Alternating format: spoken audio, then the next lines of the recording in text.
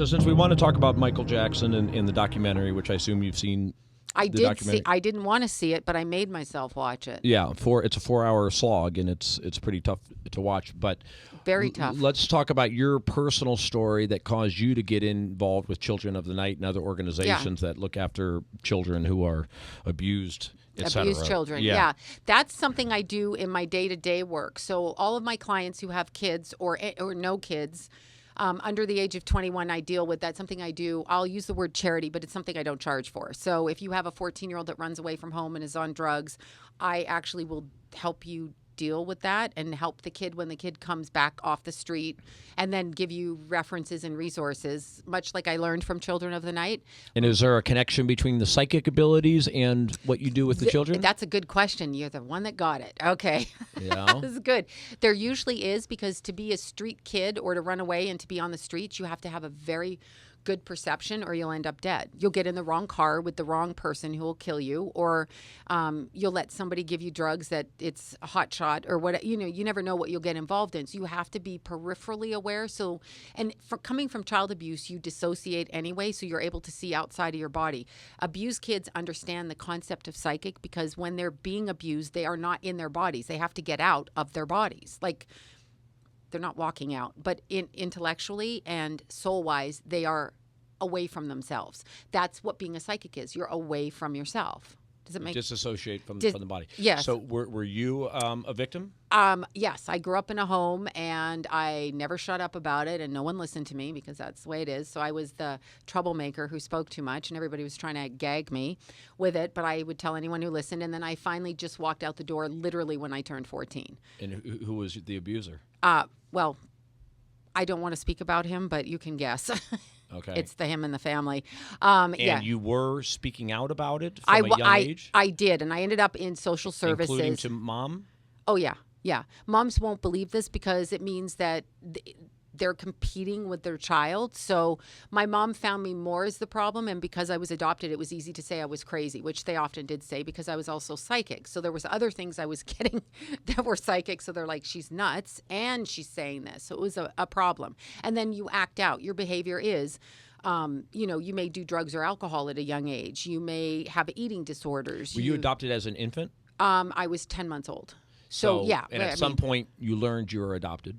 Oh, from the beginning, yeah. They were telling you from the beginning. Yeah, I think that was the advice at the time. I think that they said, you tell little kids this, because I didn't look like my parents. Mm-hmm. So, I mean, I looked enough like them, but... What do you think of that advice, by the way? Do you think adoptive parents should be telling the children at the earliest point or later? I think I probably would have noticed, because they were so tall and I was short. Yeah, but as a little kid, you don't even know about the concept of adoption until... It was pretty disoriented, because they're like, so-and-so. They used it in terms of, you were special, we picked you. Okay, so we found you. It always struck me, oddly enough, because getting back to your other question, I ended up running away and became a stripper at underage, okay? So I was 14 and 15 when I was stripping, before I was caught by the police again, and then emancipated myself, whole long story. But when I was younger, when they told me the adoption experience, I thought it was very much like either a puppy in the pound, or like a stripper, like pick me, throw more money at me, or a puppy, take me home and I want dinner, that kind of thing. Like I don't want to be in the shelter anymore. That's how it made me feel. Mm-hmm. It was described to me like that. Like, my mother said she found me, but she kept coming back and looking for other kids, but none of the other kids responded to her, just me, proving I'm an idiot. But psychic ability was not on. You were the only one she adopted? Yeah. They had their own after. Yeah. Oh, she was in her early 40s, so probably she didn't think she could have them. Mm-hmm. She's a businesswoman, and child rearing was not on her mind at that time. And that's a long time ago. She's in her 90s now. Looking back, do you think you went through feelings of, why didn't my biological mother want me? Why didn't she love me enough to keep me? Absolutely. And she had no answer for it when I met her either. There was no answer.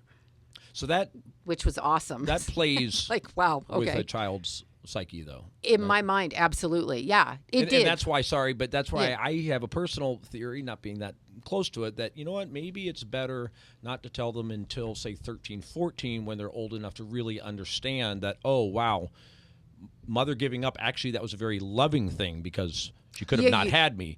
It was also a very Absolutely. loving thing that the parents adopted me because I was in need of parents. And you can really understand and grasp that at Differently. 13, 14. Yeah. A little bit different. I would say when the child asks, then maybe they would ask. Like if you have a biracial child or something that does not look like the parents, they might start asking, like, "Excuse me, Yeah, why yeah. y'all so white and I'm Yeah. not," or whatever.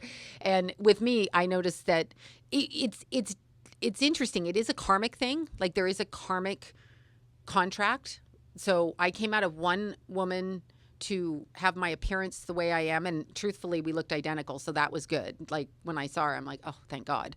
Because I necessarily might not have been the way I am in my adopted family. That's not saying anything, but the boys looked better on that side of the family. And how old were you when you finally met mom? Biological mom?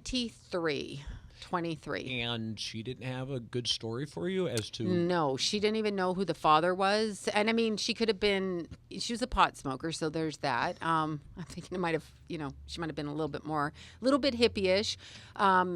She was very nice. Like there was nothing, she was a kind person. She was She was what age? 21. She wasn't even really young. So one of the problems was there wasn't going to be a father. Yeah, she said she slept with one man who was a married man and got pregnant, but we tested many different people's DNA back then, and none of them were him. So I don't think she knew, actually. Or if she did know, she forgot. Or she was drunk.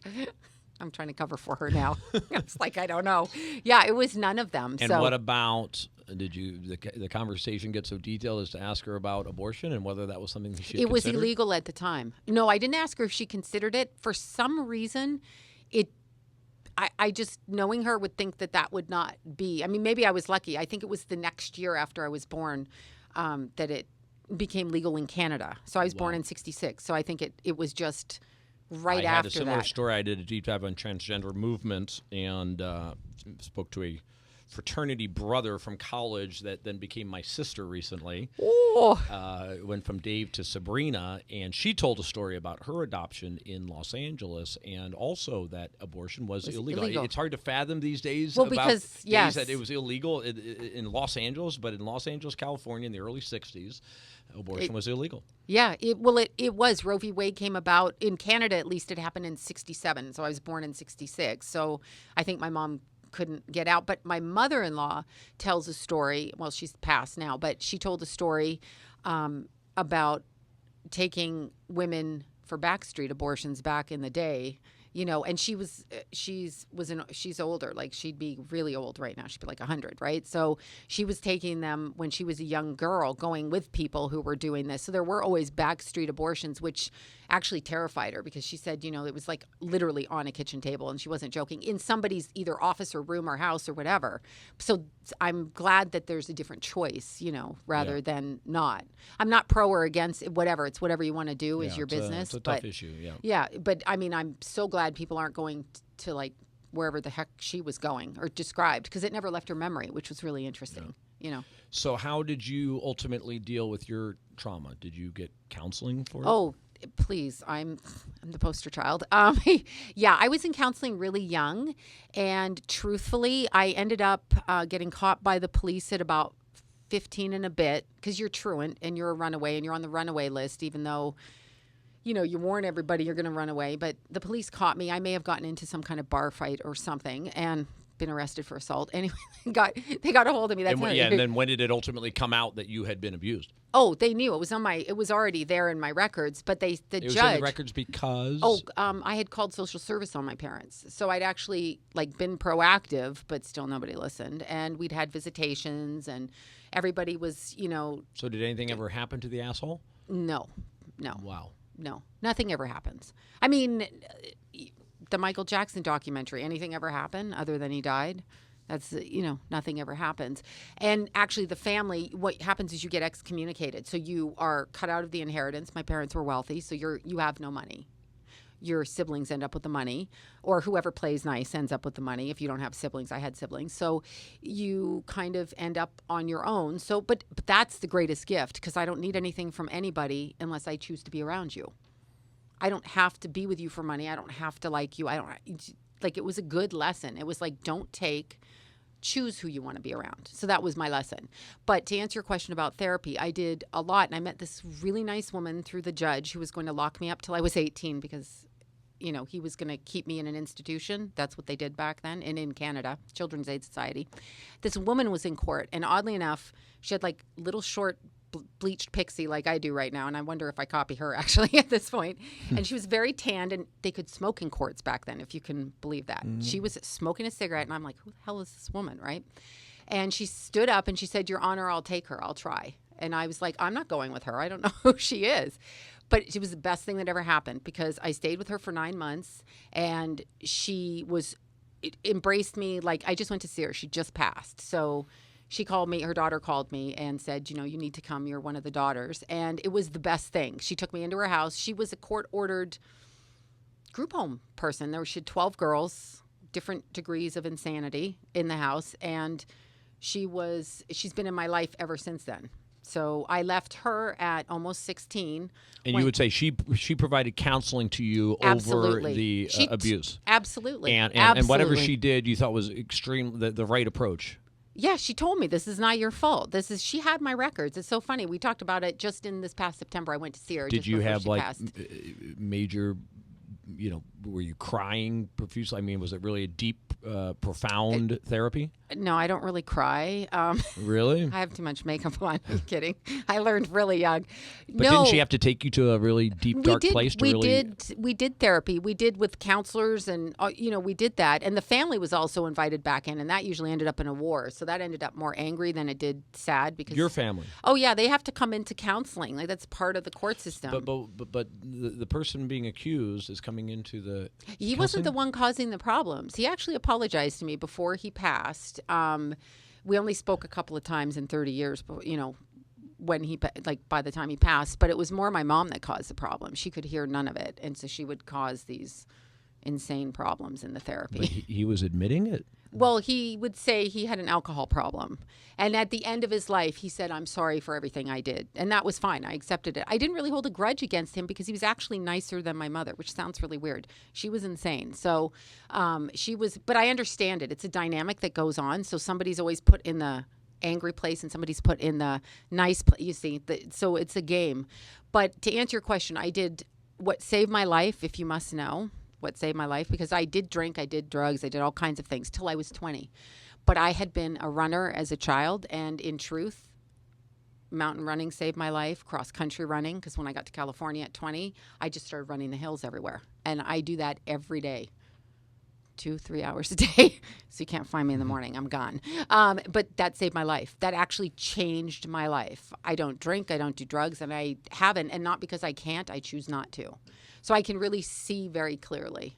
And yeah. And you don't feel plagued by the childhood abuse anymore? I don't now. I will tell you, when I was raising my boys and I could see them at my age and see the predators around them, I was very overly cautious. Like they were like, get off my back. So that part of the documentary really rang true to you then when Wade Robson says that really it wasn't until he had his own children that he came to grips with his own abuse. Yeah, no, you can't. When I literally, thank God my husband was agreeable, but I'm like, only you and I babysit. Our kids maybe once or twice went to someone's house, but not really. I didn't allow that. You're not going to anybody's house. You're just not. I need to know where you are. So you're overprotective as a result. Yeah, they didn't listen, and yeah. They were naughty children. What about the difference between you and Wade Robson and James Safechuck in that they kept this secret to themselves until much later in life, whereas you as a child, you were shouting big it mouth. to the hills. Yeah, big mouth. What do you think is going on there? Well, if you're going to ask me astrology-wise, I'm going to say it's a different chart astrologically. I have the big mouth gene. It just never occurred to me not to speak. It doesn't occur to me now not to speak. So maybe it's a self-destructive. You knew it was wrong. Oh, yeah. Because that's one difference is yes. that they didn't seem to Well, he was understand their that it was friend. wrong. He was their friend, though. Michael Jackson wasn't their dad or their mom or their brother. He was they felt like they were counterparts to him. That Wade was dancing with them and doing, they were both working with him. Mm-hmm. And if I look at the video of what I watched, what you watched, documentary, Wade actually seems much more together The other gentleman, to me, seems very broken. So, and I'm not judging him. I'm just saying I can see it. He wears it. He wears it more than Wade. Wade may have as many problems, but he's at least stands up to them. And I 100% believe them. But so do I, based on, Yeah. I mean, I don't know how you could watch it and not believe you it. could feel, I could feel it. Actually, You can't fake that. It made me very upset. My husband was like, wow. Because my husband was always like, no, Michael Jackson's just stunted. He's just not. I said, no, man, you won't watch your kids on the weekend in your bed. Be quiet. Like, there's no man out there with his little kids bringing in.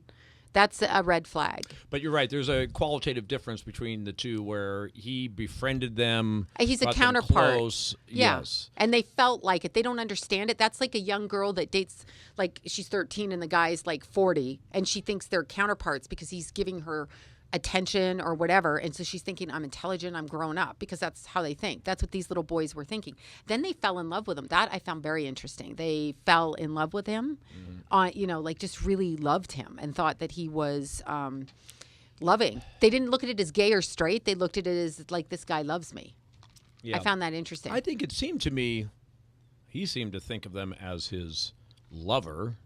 Right? Yeah. Giving one of them a wedding ring. Yeah, that was the most horrific thing I've ever heard. They seem, from my perspective, to be seeing him as a kind of a father figure. Neither seem to be super close to their father, and I don't know. Did you get that? Yeah, he treated them just like you would treat somebody you're dating that you're not in love with, actually, like you're using, kind of like a sex, a hookup. What do we call that? Like a hookup on an ongoing thing. Yeah. And those boys, they're little people. They were loving. There was no, where I found it egregious is as a mother, and I did have a neighbor that actually was that kind of person, like Michael Jackson, not rich, not famous, but like kids. And every time he tried to get near my kids, I was in there. And I even blocked him from other people's kids. Like, I was aware of it. Like, what are you so interested in my kid for? I don't care who you are. You were not going to get near my kid. So I do blame the parents on some level. You don't let a child sleep with some random adult. That's ridiculous. Unless you're in war-torn, Syria running for the border. Into the same trap that all fans of Michael Jackson, I think, are falling into, which is that they want to believe that he was something different and special, that he was so unique that, I know he acts like a little boy, and I know he likes to hang around boys. I know he likes to sleep with those, but that's just Michael. He's different because he didn't have a child. Because he's a pedophile. Blah, blah, blah. Sorry, excuse me, because he's a pedophile. He meets all the criteria of a pedophile. Oh, big time. But no one wants to believe it because it's Michael. Do you know what that is? And that's something I talk a lot about. Because in my profession as a psychic, astrologer, I get a lot of people who are in different religions will say, you're a false prophet, a false idol. And I'm like, no, actually somebody like Michael Jackson, and the fact that you listen to him because he got his butt on TV or singing. I'm not saying he wasn't talented either. That's not what I'm saying. I do like his music, and now I can't listen to it. So I'm doubly pissed off, all right? It's like I can't enjoy him because that's hypocritical. So no music. But it's the worship of him because he has money, as if that matters. That doesn't make you, that's how they get in there, you silly people. Like, people need to educate themselves. You need to actually educate yourself. And if somebody wants your child in a movie or wants your child in a dance team or music backup, they should come to the parents, and it should be above board. Like, it should be, here's a contract. Show up at rehearsal. Your little kid's going to dress like me. You'll come pick him up. You can sit on the set. That's what you do. There's no way my kid. I could just see myself laughing and slapping him in the face. Yeah. No matter who he was. One of the problems is in Hollywood is that there's just no upside to reporting the person because you'll be blackballed. You're going to be blackballed. Yeah. Whatever connection you had, this was your one link to potential fame, and you're going to burn that bridge. Create a war. Yes, I am. Yeah. So, and that's why, I think that, we want to cover the Michael Jackson situation, but we want to cover it as one of many examples of this. So Bryan Singer, I bring him up. I have personal experience. I worked out with a woman whose kid was his date when he was 13. Now, we didn't tell his mother. My friend and I did. She used to put him on the treadmill next to us when he was off school on vacation or in the summer so she could do yoga class and were her acquaintances at the gym, so we would be on either side and we'd keep him contained, so he wouldn't wander off, get kidnapped. Mm-hmm. And he started telling us about his boyfriend in school. So I'm thinking little kid in school, right? Because he's 13, maybe a 15-year-old. Oh no, I'm going to Toronto to film X-Men with my boyfriend. Was your boyfriend an actor? Oh no, the director. Double. There he goes. And now this was news to the mom also at the time? Oh, news. We had to break. I have another girlfriend, and literally we had to break it. My husband is like, you yelled at me at the time, you should be ashamed of yourself for even not phoning the police on him in there. He begged me not to. And when he got to be 15, Bryan dumped him and asked him to go find younger boys for him. And we talked him out of that one. I said, absolutely can't hear that happen. You cannot do that. But mom did not go to the police. I don't know if she did or not, because suddenly nobody talked to us anymore after that. Because the kid was talked to us for months. You could understand, I guess, not going to the police because, okay, do I want to entangle my child and further traumatize him by having to deal with police and having to testify? Absolutely. And he didn't have a father at the time. The father had passed, and there was other things that were going on.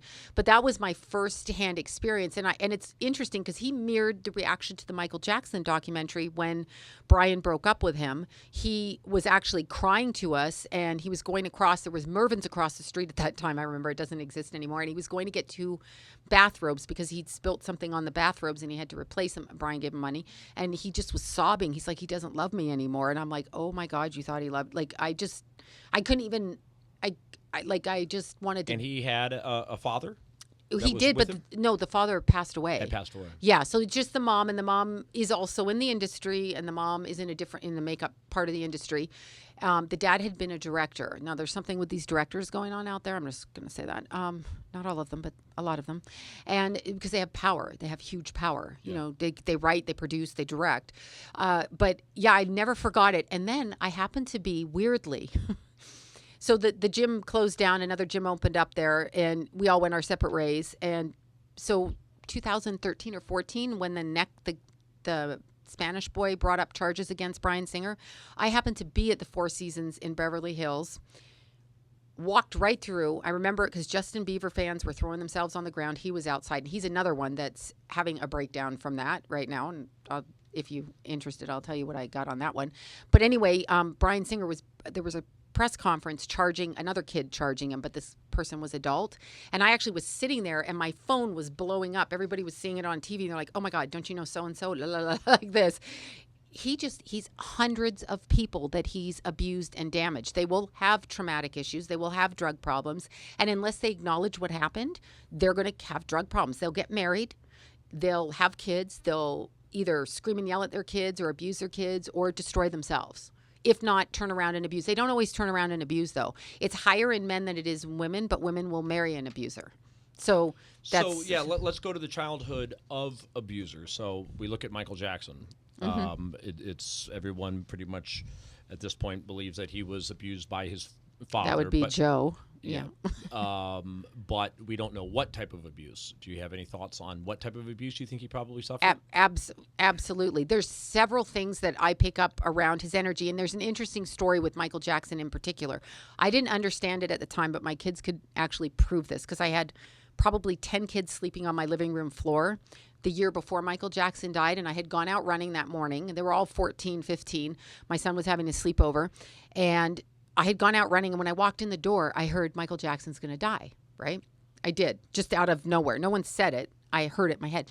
So I made bets with the little kids. They were up, and I said, Michael Jackson's going to die by his 51st birthday. I thought it was going to be on his birthday. So I had to pay out all that money when he turned 51 because he didn't die in his 51st birthday, or he died in his 51st year. I think it was the following, like June or something. I was right, but wrong. What I think I was picking up on was that he was already headed down that, like somewhere on a soul level, he was going to be taken out. And I'm not quite sure that he died the way they said, actually. I'm not saying anybody went in there and killed him, not like that. But I'm not sure the circumstances is actually how he died, okay, with the propofol. I know that that's what they say, but I'm not quite believing it. I actually believe Michael Jackson was groomed to be what he was and groomed into the industry. So I actually think it's cult-like, and they were what Jehovah's Witness. It's kind of a, not that they're cult, sorry, I apologize to the Jehovah's out there, but I actually think he was groomed by his father. I think his body was modified so that he wouldn't grow into a man. So I think they did something to his privates. That's a weird thing to say, but that's what I've always picked up. I actually literally... Well, that's out there on the internet that he was chemically castrated. I actually think that, and I do think Joe, when I look at his, psychically, when I look at the structure of his nose, you know how many nose jobs he had. I mean, it was obvious, okay? That area on the body, when you read someone's face, that represents the sex organs. And he kept mutilating his nose. So to me, I'm quite sure he was mutilated in that area. And what do men do to other men? So without being graphic, but it's, they don't have vaginas, so it's the other way. So that's what I actually think happened. And I think it happened to all of the kids in the family, every single one. Girls and boys. And I think he saw it happening to his brothers. And I think that that's how the dad controlled them. Much like a religious cult, a sect, or whatever you want to call it, like, Jonestown, Guyana, whatever. John of God, like that. Exactly. So is it your belief that most pedophiles were abused as children? Now, that's interesting. I'm not sure how I feel on that. Because if I say that I feel some are genetically born that way, I'm going to have people say then it should be legal. And that is not what I'm saying. But I kind of think from some people that I've talked to that they have a predilection that way. And I don't quite know why it is that way. Like they don't acknowledge abuse, and I don't feel it from them. So well, R. Kelly is saying that he was sexually abused as a child. We know Michael was abused. We don't know if it was sexual or not. I feel it was with Michael. I feel his dad was brutal with him. Mm-hmm. Yeah, I mean, like beat him and raped him orally everywhere, just wherever he could. I absolutely believe that. I know LaToya was. She never shut up about it. So she has spoken out and said that she was sexually abused by her father. She spoke out against Michael 23 years ago, and she got flack. They called her crazy. They did what they do. She was calling Michael out as a pedophile, right? Absolutely. Yeah. She goes, I don't have firsthand. She retracted it later, I think. And then she's back out again saying it. So she went backwards and forwards. And you can tell from Janet, her life and her husband's and her pregnancy, that she gave the baby up and then had a pregnancy at 50 and basically went to a really culturally different type of person who was basically going to own her. You know what I mean? So she went, like, her husband, right? She had to escape him, I think is what she said. She had to leave the country with the baby because his belief system is different, like radically different. So she exhibits all the symptoms too, and her food back and forth. So don't you think there probably is a link between child abuse and someone becoming a pedophile? I do, but I think some of them might be born with it. That's what I'm saying. I don't know. How do I want to word this? There's different levels of pedophilia. So there's under the age of 12, 0 to 12. Like that's a whole other thing. And then what we're talking about with R. Kelly, okay, people have known about him for 25 years. I've known about him. So when you talk about Bryan Singer, 20 years, him 25 years. So when you talk about it now, it's like duh. So now he's in his 50s and he's trying to get 15-year-olds. That's a big problem. But when he was like 20 and dating a 15-year-old, I don't know that I hold the same. I could call that off as immaturity. Mm-hmm. It depends. But when they're like prepubescent, that's a whole other, that's a different level of it. Well, in fact, let's touch on that for a little bit, because I've been talking about that also, and I should know this, but I don't, as far as what the laws say about that, because certainly it should be a whole different category of offense. It is. When you're talking about 50-year-old man and 5-year-old boy, which is throw up disgusting, versus 22-year-old guy and 15, 14-year-old girl. So it is. Does the law distinguish between those? It's different levels. It's called a class something. I think class 3. Jeremy Epstein, okay, who is, you know who he is, right? No. Jeremy Epstein? Yeah. Okay. Yeah. Michael, you know? The Vito Island. Yeah, the sex trafficking,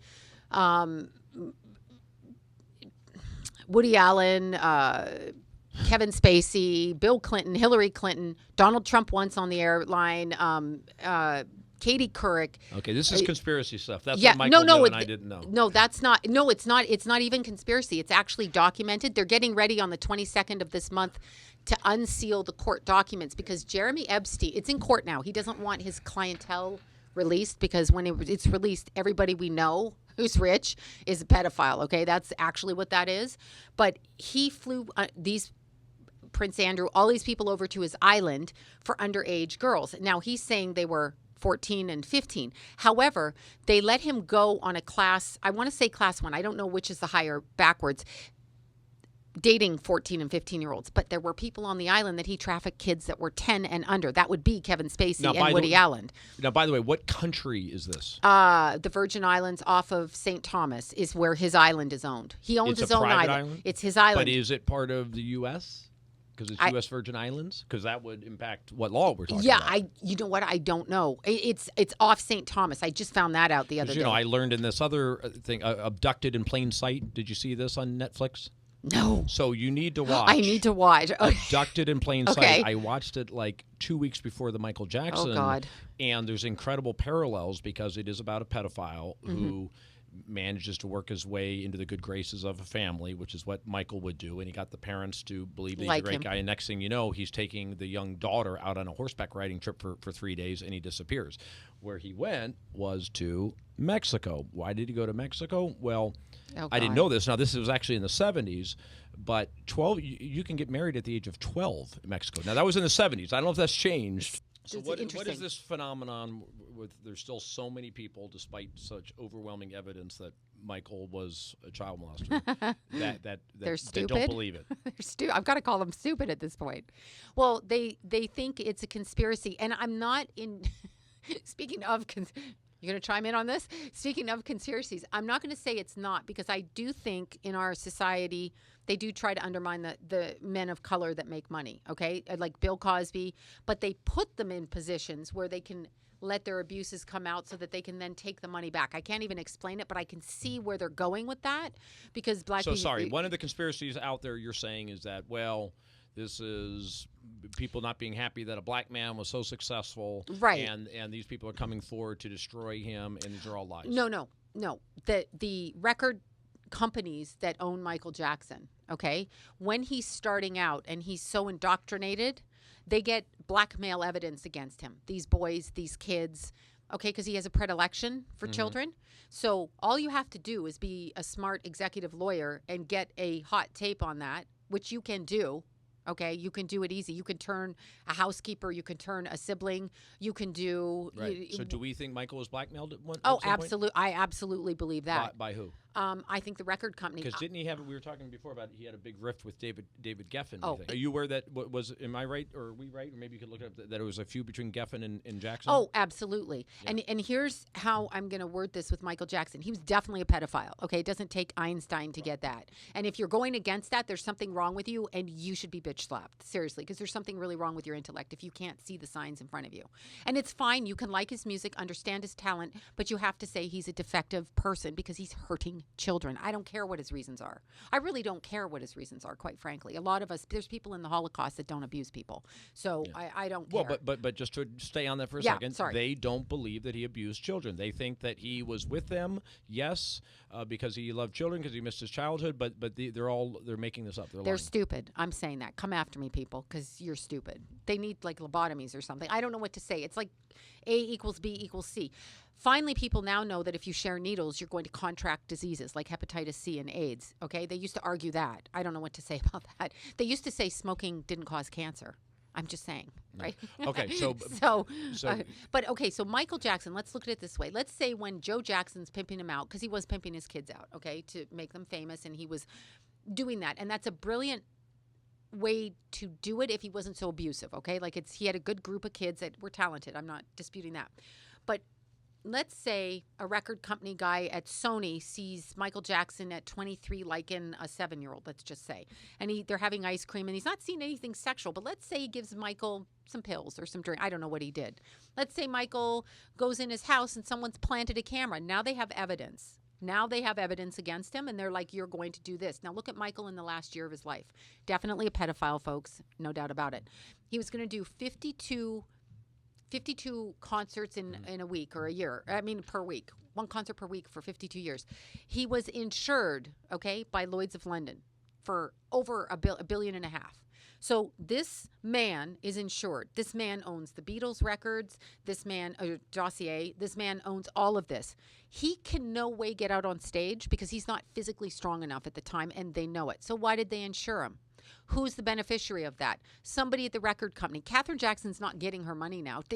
Michael Jackson's will is not to his family. There's a stipend that goes out to those kids and probably his mother and whoever if they keep their mouths shut. But the record company owns him and sold that Beatles thing and his thing for like $200 billion. I don't know however much it was. They profit. Now, think about that. Think about in terms of Bill Cosby and all of this stuff. Now, Bill Cosby, by the way, heard about that from somebody that worked as a producer on the show Cheers, told me that 12 years ago that Cosby would flash her on her way down the hallway back in Paramount. And she said it was vile. And he did it, and everybody knew it. They didn't stop him because they was making money then.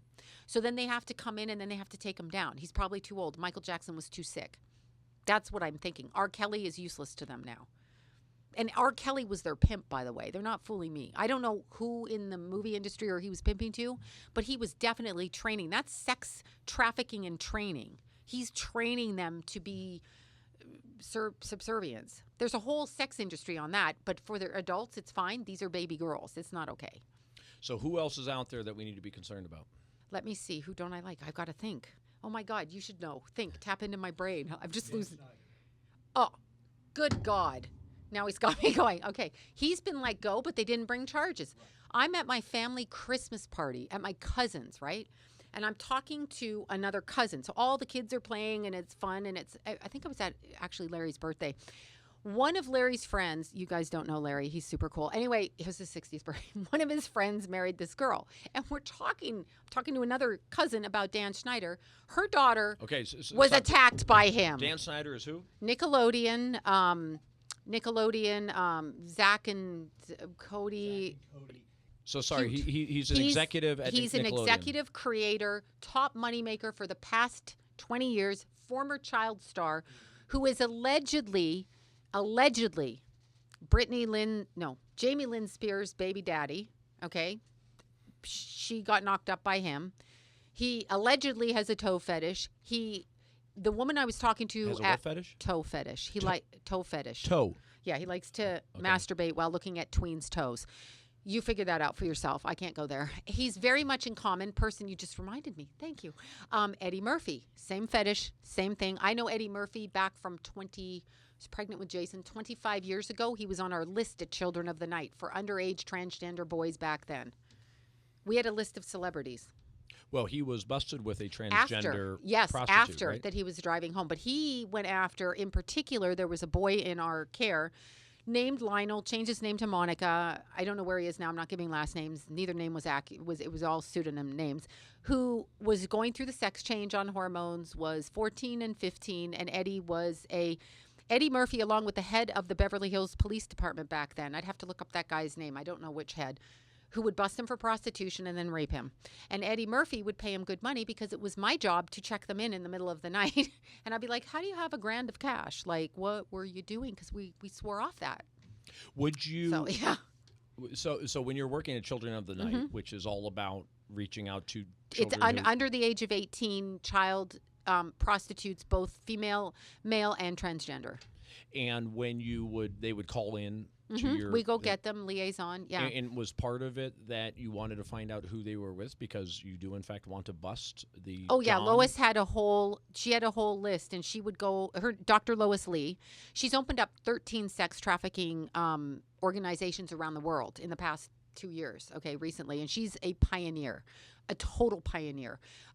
She would go out and actually bring them in and give us a list of who to watch for. We had at the time there was no Uber. We had cab drivers that would actually rape the kids on the way to their shrink appointments. We had to put them in cabs because I drove kids at certain times. When my son was born, Jason, he was just little. He would come because I could always work with my kids there. So I would bring carloads. They give you a van and you drive them to get their hair done or whatever to put them into the work community. So kind this of thing. List of accused, would they make that list public? It sounds like they wouldn't. I think that Lois did in her way legally behind the scenes, but we knew who it were because we couldn't let people We knew who was doing what, who was in town, and who, Well, and isn't she turning this information over to the police? Absolutely. So, for instance, she fought Eddie everybody. Murphy's information would have been turned over to the police. Absolutely.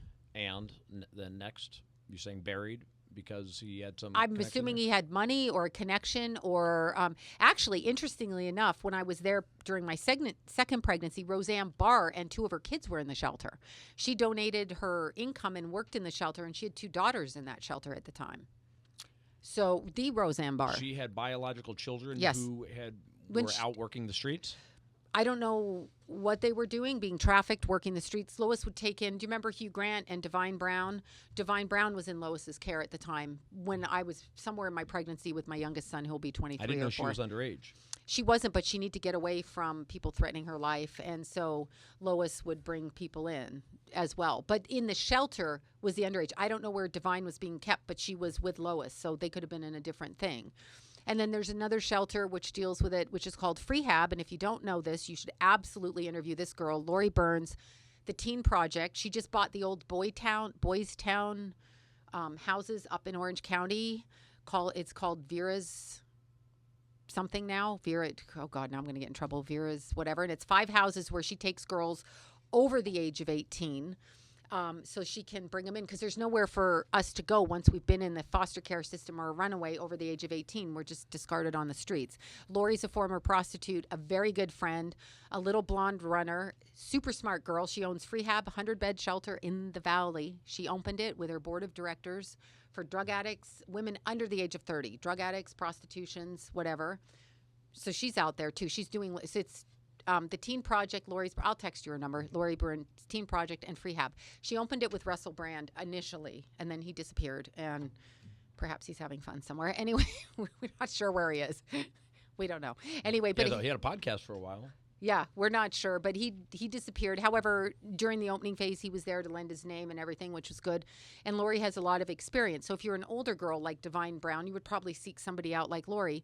And Lori actually helped me with one of my clients' daughters, who the mother and I took into the shelter and rehabbed, and she's off the streets, clean and sober and good.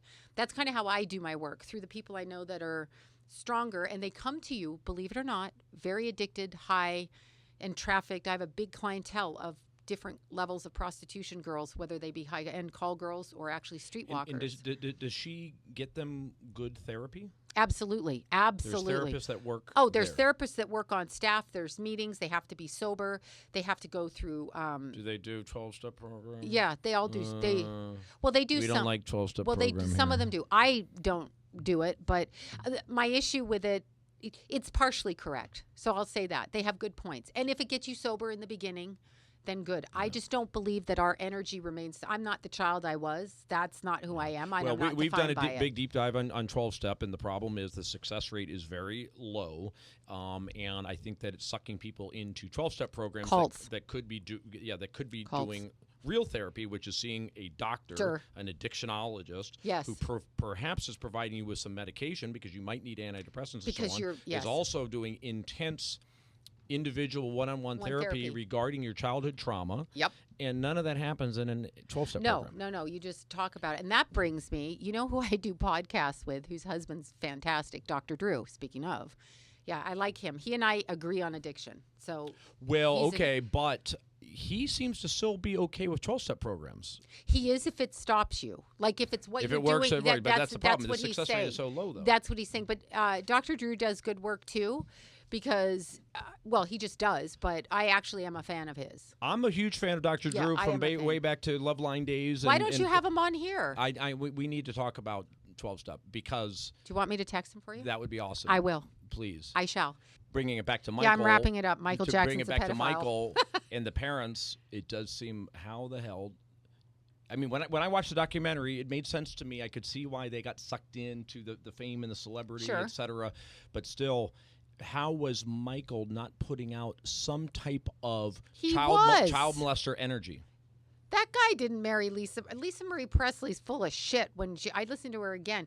She's like, I only married Michael because I was attracted. Shut up, please. And we by saw the way, fake kiss. Yeah, no, and by the way, your husband, you've accused him of child porn and pedophile. And actually, your dad, Elvis, was kind of 25 and your mom was 14 when her parents let her go with him. I'm not saying, just saying, but you don't have common sense either. Like, you're a bit off. So you're saying the parents just missed it because they were infatuated with the fame. There's one thing that gets everybody into trouble, including little children, although I give children a pass because they're not developed, is greed. The parents wanted something for their kids. It's their own damn greed. You have to be willing, goes back to what I learned in childhood, to hold attachment to nothing. I don't care if you have money. I don't care what you say. I don't care if I have a job, whatever. I'm not doing what I don't want to do.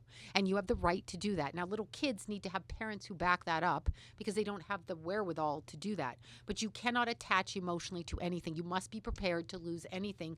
That's how you keep yourself safe, because they will manipulate you. Here's a car. You're not going to have your apartment. Husbands in domestic violence. I pay your rent, whatever. Yeah, well, now you're not gonna. That's always been my thinking. Support and survive on your own so that you don't become greedy to rely on another person. Choose who you're around. Love it. Well put. That's it. I'm shutting up. Thank you, Sloan. Bye. Thank you. In.